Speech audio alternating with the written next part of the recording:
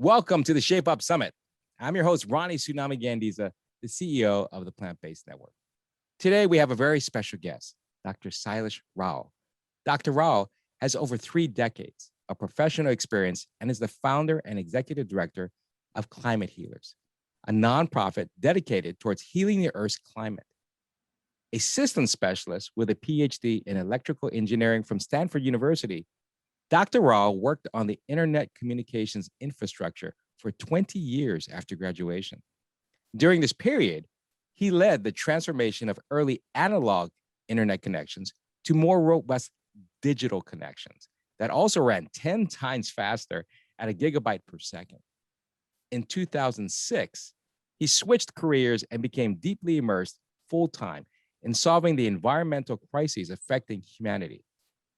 Dr. Rao is the author of 2 books, Carbon Dharma, The Occupation of Butterflies, and Carbon Yoga, The Vegan Metamorphosis, and an executive producer of 4 documentaries, The Human Experiment, Cowspiracy, The Sustainability Secret, What the Health, and The Prayer for Compassion. Dr. Rao is a human, earth, and animal liberation activist, also known as HEAL, husband, dad, and since 2010, a starstruck grandfather. He has promised his granddaughter, Kimaya, that the world will be largely vegan before she turns 16 in 2026, so that people will stop eating her relatives, the animals.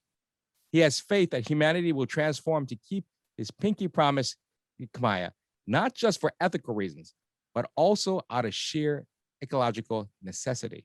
Welcome, Dr. Rao. Oh, thank you so much for having me.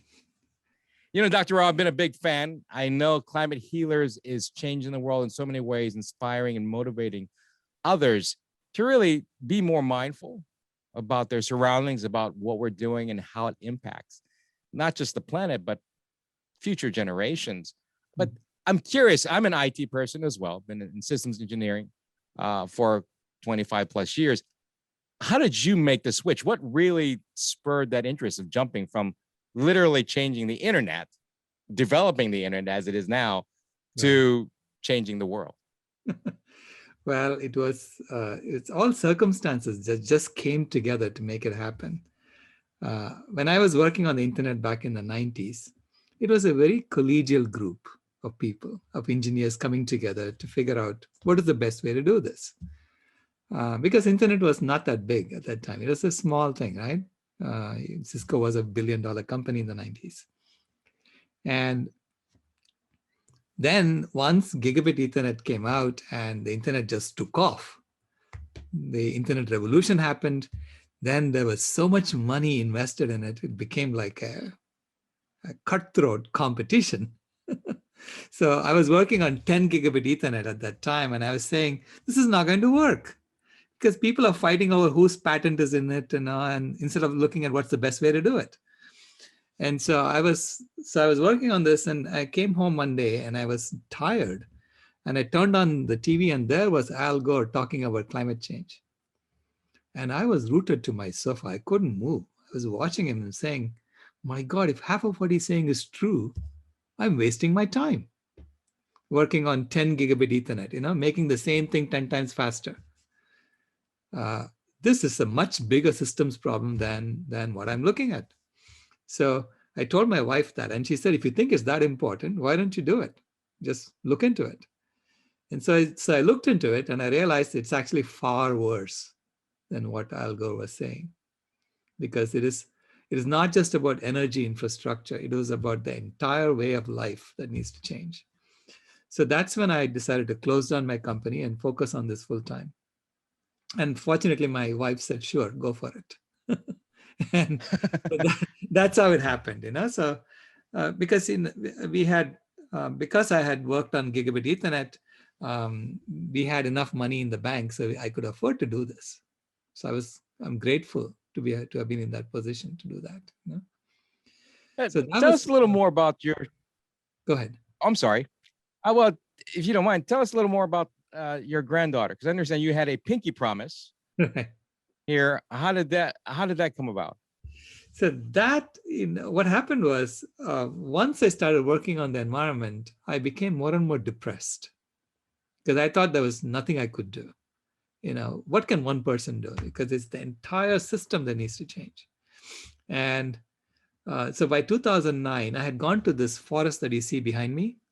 I took this picture in 2009. And when I took this picture, I had this sense of perfection in nature. Right? Everything was perfect in nature, except human beings. So you have to take human beings out, and the forest just comes back, right? And I thought, my God, we are the only ones who don't belong in nature. And I felt like I don't even belong in my own home because I was born in this forest. Okay. And so I not only, so I had this sense of perfection. At the same time, I had this sense of depression that I don't belong, but every other animal belongs. Right. And so then I was thinking about that. I was saying, my God, that's a bad story we are telling ourselves, that we don't belong in nature. So I was thinking about it. And then my granddaughter was born, okay, in 2010. And she was born in Phoenix. I was living in the San Francisco Bay Area at that time. And I noticed that as soon as she was born, my wife just took off, and she would just go see my granddaughter, come back, and then go back again. So it's like, she was no longer home. So then when my granddaughter was a month old, she told me, go see her. There's something magical about her. So I went to see her and I held her in my arms for the first time. And I had the exact same sense of perfection that I had at the sanctuary here, And I felt like, oh, she belongs exactly as she is. And we all must belong exactly as we are, and that we are not telling the right story. So she convinced me of that right away, okay? Just by holding her. Because she just looked at me and smiled. That was it. I was struck. I was starstruck. So then I decided that from that point on, I was going to do whatever she wanted and then treat her as if she was divine, right? So that was the resolution I made to myself. And I even told her that she's the most amazing thing that ever happened to me, and that I'll always love her no matter what, right? So she grew up with that, and she started teaching me about all the human supremacism that was already built into me, okay, in our stories, because we were brought into this human supremacist system, right? So our stories are full of human supremacism, and I was immersed in it. So so I didn't realize, even though I had gone vegan by 2008, there was still a lot of things that I was doing that had the human supremacism in it. And she started pointing it out to me. She started teaching me about my own supremacism. So I would read stories to her, and she would tell me, hey, why is that guy shooting a deer? What's wrong with him? And that, and for me, the story of a king shooting a deer was normal, right? But for her, it was not normal. And so she would point that out to me. So from that point on, ever since she was 4 years old, 5 years old, she could teach me these things. I began to look at her as my teacher, literally. And one day, my job was to put her to bed and she was in kindergarten at that time in 2006, 2016. And I was reading the story of Ruby Roth. Ruby Roth had a story, That's Why We Don't Eat Animals. Okay, that's the name of the book. So I read that story to her. And at the end of the story, she asked me, Grandpa, who were the first human beings? And I promised her that I'll never ever lie to her. Okay, so I told her, I'm going to explain to you how evolution works. So I said, imagine that you're standing on the street and you're holding your mother by your hand, and you ask your mother to bring her mother to stand by her side, and so on. So you create a long line of mothers on this side of the street. And on the other side of the street, you ask a chimpanzee to do the same thing with her mother and her grandmother, and so on. By the time these two lines go from Phoenix to Tucson, they would merge, because both lines are going to say, hey, that's my mama too. Immediately, she just sat up in bed and she said, what? Are you telling me that animals are my family? And I said, well, now that you put it that way, they are your family. And honestly, I hadn't thought of it that way, okay? Until she pointed it out to me. And I said, yeah, they are your family. Then she started bawling. She said, Grandpa, people are eating my family. Make them stop. Make them stop. They're eating my family. And she started naming names of people that she knows who are eating her family. And my heart was getting wrenched out of my chest because I realized I had created a world full of monsters for my granddaughter. Yeah, literally. And so I was trying to console her. And I was trying to say, Kimaya, this is what I do. In fact, it's my job to make them stop. Immediately, she stopped crying. She looked at me wide-eyed. She said, this is your job? This is your job? You know you haven't done your job. So when will you do your job? and, she literally thought my job was to take their food away and give them good food. So, and I wasn't doing it for her. So I said, I better do it by 2026. Otherwise, we are all in big trouble. Because by that time, I had read the World Wildlife Fund Living Planet report, which showed how fast we were killing wild animals. And I had extrapolated that we are on track to wipe them out by 2026. So I blurted out, that I better do it by 2026, otherwise we are all in big trouble. And she said, will you promise me that? And I said, okay, I'll promise you that. She said, will you give me a pinky promise? I said, sure, I'll give you a pinky promise. And I had no idea what it meant. So we gave a pinky promise, and then she said, you can never, ever break a pinky promise. And then she just put her head down on my shoulders and went to sleep. And I couldn't sleep because I realized I had made a very serious promise to a 5-year-old. And I better figure out how to keep it, right? So, and I thought, who am I to make such a promise that the world will be vegan by 2026? And then I finally dozed off, but I woke up in the morning realizing that it is my job because I'm a systems engineer. And this is a systems problem, right? How to get the right food to people, how to get the right shelter to people, how to make sure that people have everything they need so that they can all be vegan. Right? So I realized it's a systems problem. So you're a systems engineer, so get to work. Solve it. Just solve it. Yeah. That's how I started, and at first I decided to just go around talking about it to people. I traveled throughout the country. I traveled throughout the world, actually, talking about the Vegan World 2026 project. It's only when I gave a talk at Rowdy Girl Sanctuary to Renee King Sonnen and Jane Willis Mitchell was there. That's when the project really took shape because they both jumped up and said, how can we help you? And so we had our first convergence in 2018 where we got together. We just sat down and figured out what are all the questions you would have. Okay, imagine that you want to get to a vegan world by 2026. The question is not whether we want to do it, why we want to do it, what do we want to do? We all know all those questions, the answers to those questions. The only question we don't know the answer to is how. So I asked people to write down all the questions they have about how do we get to a vegan world by 2026. And we compiled those questions, and they're all on our website, veganworld2026.org. And then we said, okay, how do we now address these questions? And, systematically address these questions. So it's a little bit like what we did with the internet, It's just a little bit bigger.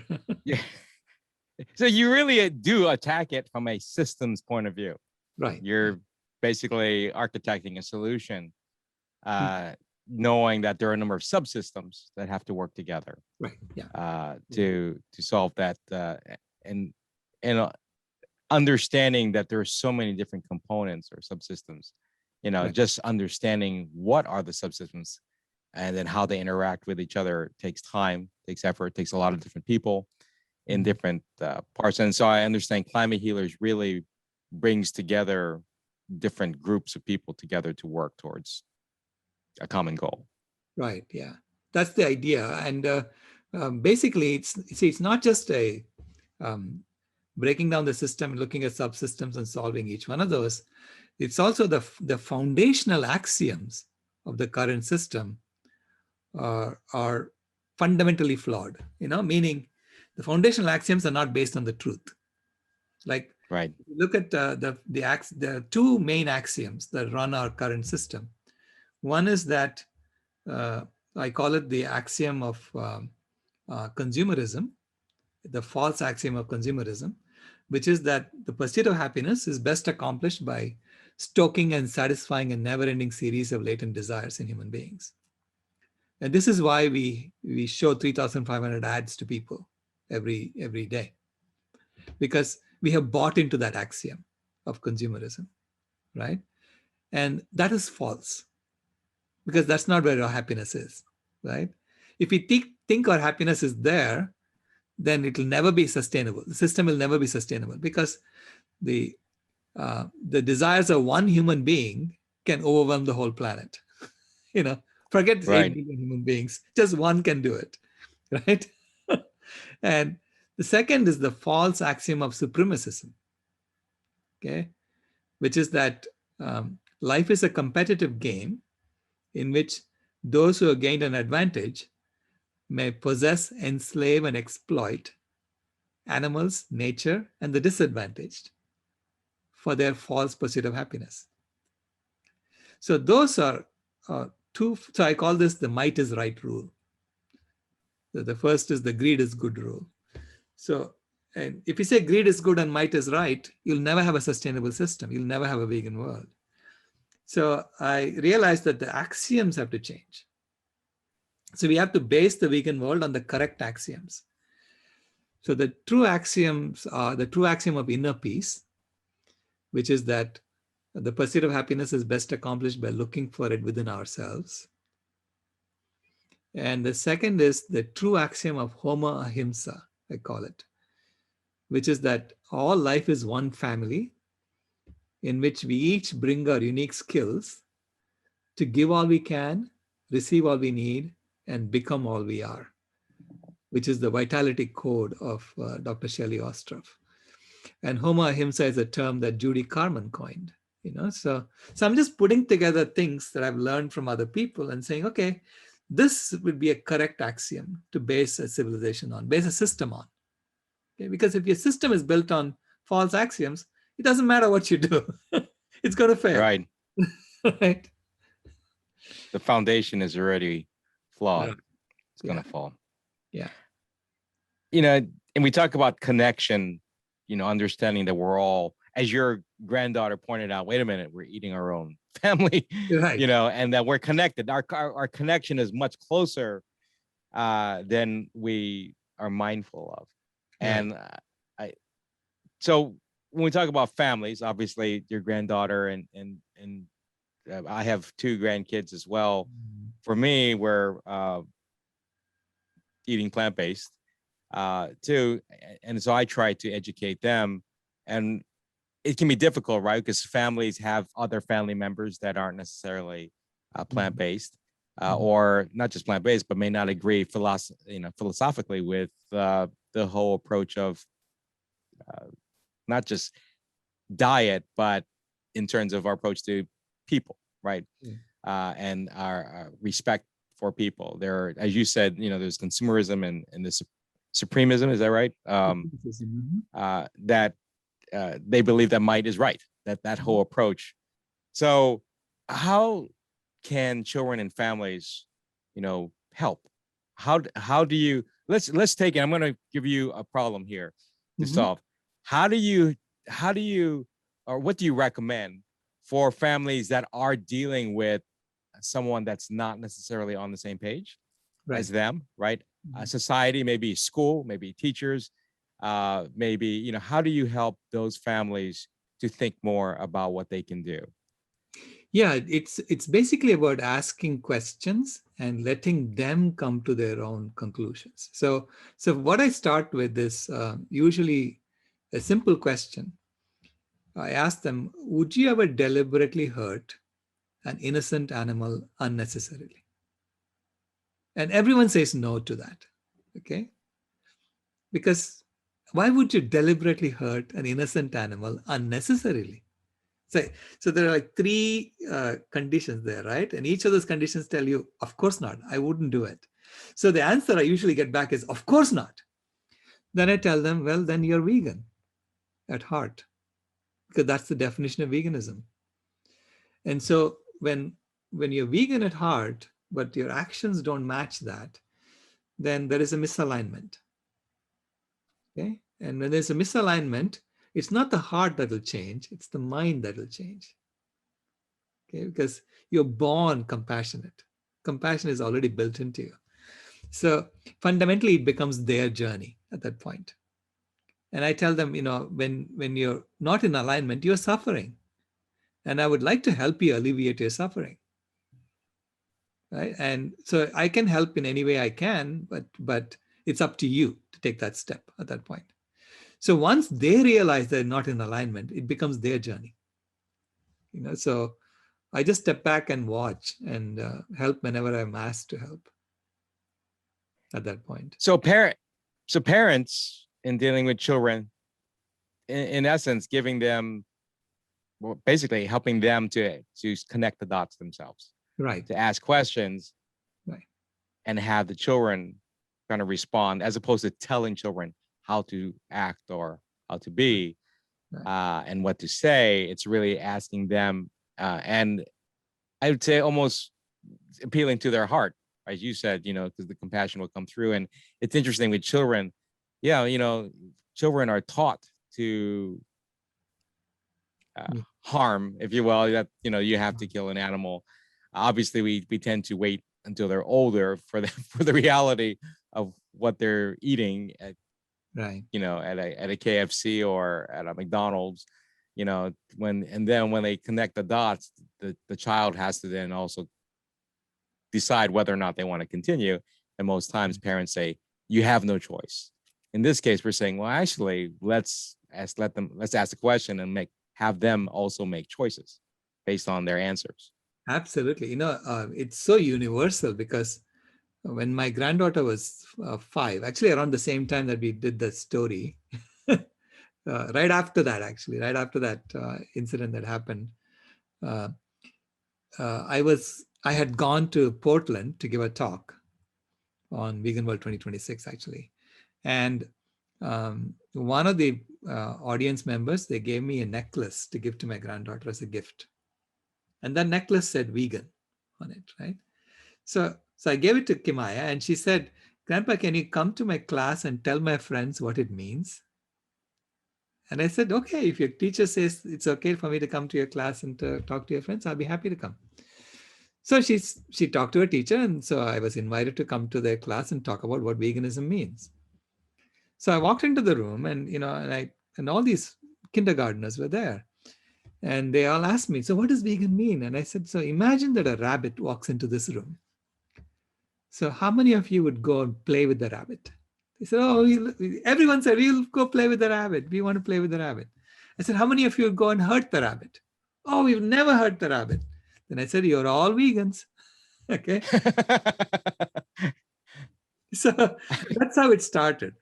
Then that evening, later that day, the principal called my wife and said, tell your husband never to do that again. Because apparently she got a lot of calls from the parents complaining that the children were no longer eating their food. And they probably went home saying, hey, I'm a vegan. Right. They're probably shocked, a bunch of parents. Right. So that happened. And then around that time, the What the Health came out. Okay. And then just before What the Health came out, I was invited to come back to class again and talk about India, because the teacher said, the children resonated with you, so come back and talk about India. And then the principal called my wife up and said, don't tell him never to mention the word vegan again. Okay, so no, I said I won't. I'll just show pictures of India, I promise you. That's all I'm going to do.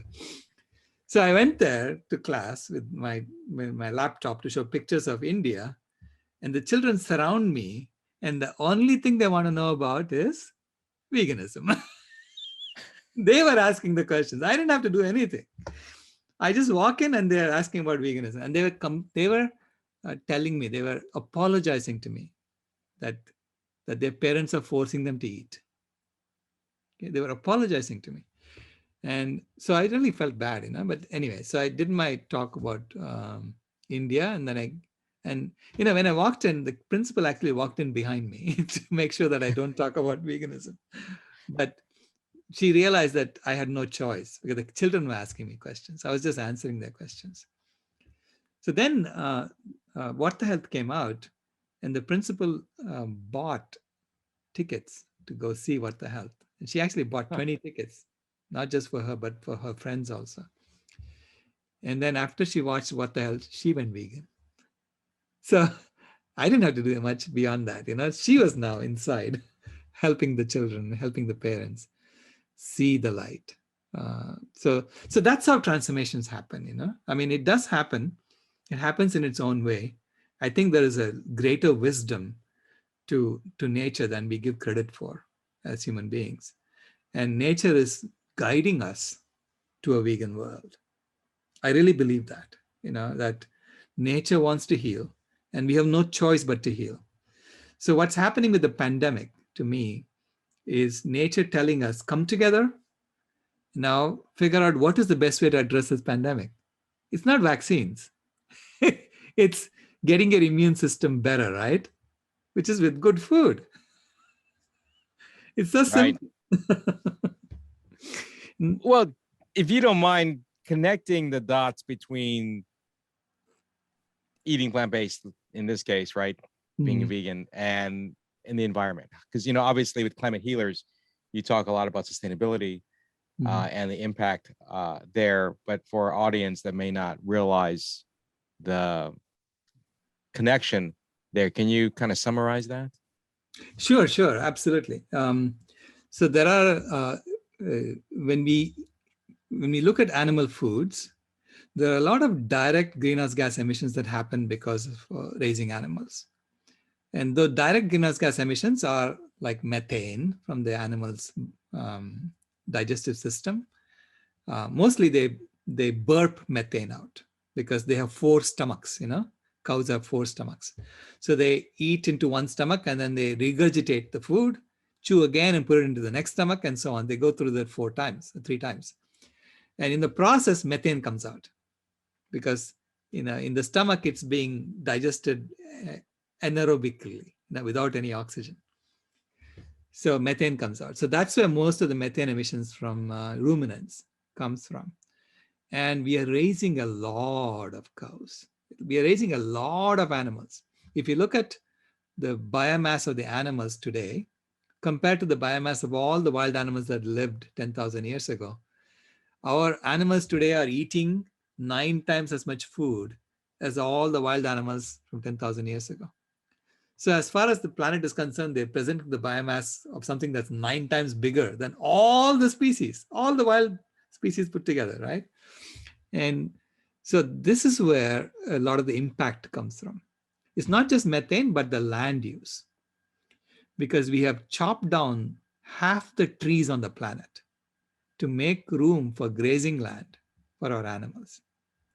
And trees store carbon dioxide because that's how a tree grows. It's sucking carbon dioxide from the atmosphere and turning it into carbon and putting it itself. So its trunks, half the weight of a tree is carbon that used to be in the atmosphere, right? So each tree on average would store 1 ton of CO2 when it's fully grown on average. So 3 trillion trees we have cut. So that's 3 trillion tons of CO2, right? That we have eliminated from the ground. And it's gone up into the atmosphere.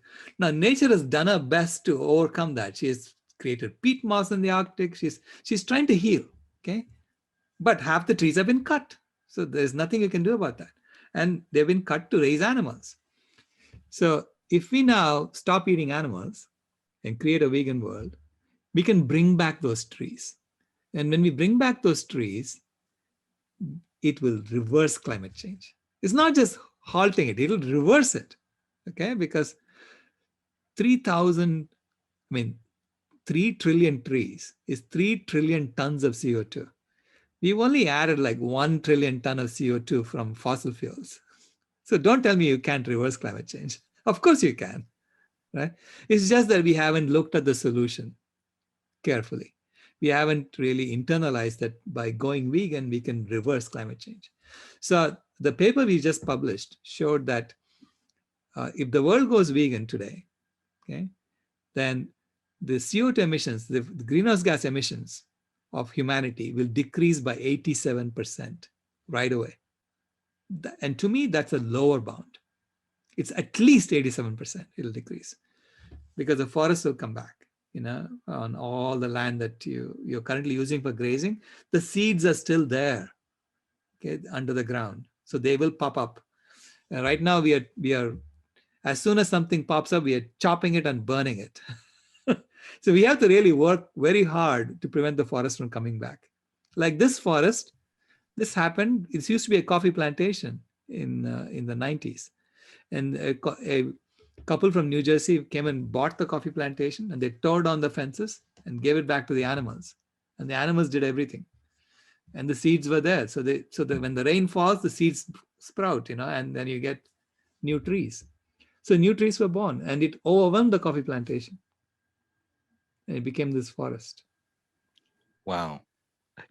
So how can children and families participate in this? Because now that we know that the impact of animal agriculture on the environment and how and if anything, we've seen how COVID, when people are taken out of the equation, it actually comes back. Everyone was talking about water being clear and the animals coming in and swimming in canals and deer and other animals coming out into the cities and walking around. And it was quite a sight, smog disappearing, like, all over China, for instance. So what can just families do to help? Absolutely. The number one thing we can do is to go vegan. Okay, I'm talking about not just plant-based, but going vegan. So to me, plant-based, if it's only about diet, you're not going to address the whole problem. It should be about everything we consume, because corporations are perfectly capable of raising animals just for their skin, or for their hooves or whatever. So, but when you're vegan, you're going to be looking at all the labels and saying, "Oh, wait a minute, there's an animal product here. I don't want it." So it forces corporations to figure out how to make everything plant-based. And when we do that, we literally release 80% of the earth back to nature. Okay, because if 70% of the earth is ocean that we will just stop using because we are no longer using fish for our purposes. And then 37% of the land area of the planet is grazing land. And all that land can be returned back to nature. So when you put the two together, it's about 80% of the earth that you leave alone when we go vegan. And when you leave the earth alone, she heals. Okay, so the healing is, we may have to help a little bit here and there. We may have to go clean up some of the radioactive mess and things like that. But for the most part, the forest will come back, the animals will come back, and we just have to give them the respect that they deserve and let them come back and help them heal. But that is, to me, the most important thing that any family can do today is to go vegan. There are lots of people who have done this already. So I'm sure every family knows someone who has gone vegan. So ask them and they'll help you. Because that's the thing about vegans, right? So as soon as we go vegan, we're saying, wait a minute. What the heck are we doing? That's what I said to myself.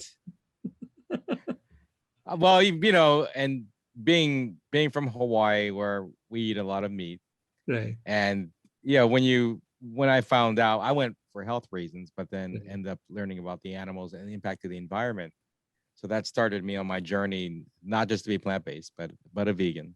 Mm-hmm. And if there's one thing I've learned, it's not just about me, right? It's about others. And I think that's why, obviously, the whole stereotype of a vegan not wanting to shut up and will tell everybody about it is because we know the impact. But that is, much when you talk about what people can do, as you said, and I call this, again, I use the term mindfulness, right? Being mindful of what's that consumerism, right? What are you buying? What's in it? How, our animals being used, and that forcing in families, that's the largest consumer market, is the family, related to, because if you're single, you tend to have a sort of a smaller footprint, so to speak. But when you're with your family, there's a lot of things you do that impact, clothing, to not just food, but clothing, to where you live, the how you drive, the activities the family does. There's so much more involved in the family life, or the lifestyle itself, in raising a family, as opposed to a single person. You could make that argument, but it's in addition to being mindful, it's about helping others to be mindful. Right. So it's like, okay, it's one thing for me and my family to be thinking of it more mindful, but it's another for me to then help my extended family, my friends, to also recognize. And I think part of that's lead by example, right? And then people are like, oh, how come you don't, I notice you don't eat, we have our parties and you don't eat the pizza that everyone else is eating. Well, because it lends itself. But then what do you say? And I think people get hung up. It's like, okay, I can make my family be mindful about it, and I can connect, but they're somewhat embarrassed to like mention it to other, families or their circle, about that. Do you have any recommendations on that? Yeah, I tell them, look, you are not just helping yourself, you're helping them too, because they don't know yet. So we have a gift. Once we go vegan, we just got a gift. Like I felt when I first went vegan, within a week, I had this huge sense of guilt lift off my shoulders. Okay. And I had been carrying that guilt for 40 years and I didn't know it. Okay. And I was suffering. I mean, I had arthritis pains, I had all kinds of problems, and all those pains disappeared within a month. So it's a gift that we get when we go vegan. And I say, you don't have to be, you just have to be compassionate with others, knowing that they are also suffering and that it is in their best interest also to go vegan. Okay, it's not just our best interest, it's their best interest too, because we have a shared experience called the planet. And that planet is dying by people eating animals, literally dying. So I say there is a killing machine that's killing the planet. Okay, there's a killing machine that's killing 80 billion animals, 80 billion land animals, 1 to 3 trillion sea animals. 40 million humans are dying from the killing machine through diabetes, heart disease, through hunger. And then, 10 billion trees are being cut, old growth trees are being cut every year. Countless trees from plantations are being cut every year. We don't even know how many billion that is. And so when you add it all up, we have a killing machine that's running rampant around the planet. And so when we go vegan, we are saying, I want to minimize that killing. I want to reduce that to as zero, as close to zero as possible. I want to shut down this killing machine. And that is the first step to having a thriving planet. Not to kill, okay? And then you have to start healing. You have to let the planet heal too. So you have to start planting and creating life, helping life thrive. Helping life thrive. Yeah, helping life thrive. So that should be our role, right? As a caretakers of the planet. So that's our role. And so to me, we tell people for their own good, for their own, out of compassion, for their own suffering, because I know I suffered. In fact, when I first realized I had to go vegan, I had this huge sense of shame. This sense of shame that it was staring at me in the face and I didn't see it. It's like, how stupid can you be? That's how I felt. Like I felt so stupid when I saw that, my God, you have to go vegan. And there is a bit of guilt, right? I think for me, at that time I was 40, 44. Yeah, No. 44, 45, 45. I was 45. And I remember thinking, for 45 years, I was eating like this. I mean, I literally, like you said, a lot of your health issues went away in a month. It was the same for me, right? I ended up walking because I had heavy inflammation in all my joints. I couldn't see it. Mm. I had my eyes shaking every 3 minutes. So really, all this went away within 4 to 6 weeks. Actually, within 2 weeks, I could walk without a cane. And a few Mm. weeks after that, my other issues went out the door too. So, as you said, letting the body heal, right? Right. Just like you let the planet heal. Uh, but that some people don't realize how quickly it happens. So I hear this. Well, we've already been eating this way, or we've been doing this to our planet. How am I gonna help? How quickly would it help? I'm gonna be gone anyways. What do I care? Kind of attitude. And I'm like, well, actually, you have a lot more you can do to help yourself now. Right. And regardless of how you were before, regardless, Right. and being able to forgive yourself because you didn't know what you didn't know. Right. But you have to take a step in the right direction to get going. I think that's where families can take the right step, not just for an individual, but for the whole family unit Right. together. See, for me, Doc, go ahead. oh, go ahead. No, go ahead.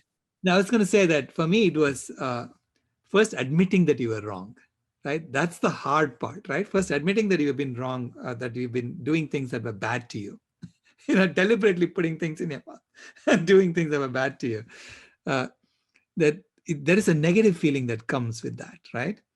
And we are taught in this culture that we need to avoid all negative feelings. Okay? We need to keep feeling happy all the time. And I say, negative feelings, my God, they are precious. They are the reason for change, for transformation to happen. Because you never change when you're feeling good. It's only when you feel bad that you say, wait a minute, there's something wrong. I need to look at what am I doing wrong with myself, right? And so we need to welcome negative feelings. I say, when you feel guilty or shameful, I say, welcome it, because that is the route to transformation. And because we talk about, the 7 chakras of transformation. So the 7 chakras are the ones that you open to enlightenment, right? But it's actually a transformation for anything. So the first base chakra is fear. So you have to overcome the fear of the transformation. The second is the guilt. And then comes the shame. And then comes the grief, the 4th chakra. The 5th chakra is the lies that you're telling yourself, that you need to overcome that. And the 6th chakra is delusions, which is the delusions are the lies that other people were telling you that you bought into, knowingly or unknowingly bought into. And the 7th chakra is the attachments.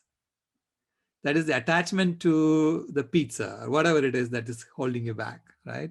So I cannot live without the pizza. I thought I could. In fact, in the 90s, I thought I could never live without smoking. That if I cannot smoke, I cannot think. That was what I had in my mind. And then I quit smoking in 97. And then I was like a few weeks later, I was taking a breath and I was saying, this breathing is so delicious. I feel so good breathing. Because that was, I think, the first time I felt my lungs again. Until then it was going into the tar in my lungs and coming out. Transformation, as you said, I can fully respect the negative feelings that can help to transform. Now, Dr. Rao, for people to learn more about how to transform, how to help with themselves, with their families in this transformation, what's the best way for people to learn more about what you do and how to reach you? Yeah, go to climatehealers.org and join our newsletter. And we have regular meetings, which is a good way to transform. Transformation always happens in a community. Okay, this is what AA teaches you, right? That Alcoholics Anonymous. That's their way to transform people, is to come together as a community and transform together. And so that's the important part. First of all, is the resolution to transform, right? So you have to say, okay, I want to transform. That's a choice you make. And then how do we do it? Well, there are techniques we know now how best to do it. You need a mentor, and you need to do it together as a community. And you need to know what to do. So you need information about what is the right way to eat. What's the right way to what supplements do you need? Like you need to take vitamin B12, regular basis, that sort of thing. So those are easy, but it's the community, that coming together as a community. And I think as a community of humans, we have a responsibility to the planet now to heal ourselves and therefore heal the planet. Because it's automatic. It happens when we heal ourselves. And within us, as a species, it's also about healing every individual member of our species. And so, I mean, I have some examples, I can share with you of people who have transformed and who say, I'm so happy. I wish I had done this before. I'm so happy. I keep hearing that over and over. And I think that's the same for humanity as a whole. Got it. So they can go to climatehealers.org. Right, climatehealers.org. And join us. We meet once a week, twice, once in the morning, once in the evening on Mondays. And we also have regular convergences every 3 months. So we do that at the end of July, end of October, end of January, and end of April. And we converge to help each other figure out how to be better in our journey, because we are all on a journey together. Yeah. Yeah, it is. Together. Key there. We are connected. Thank you so much for your time and for being part of this summit. Thank you for having me.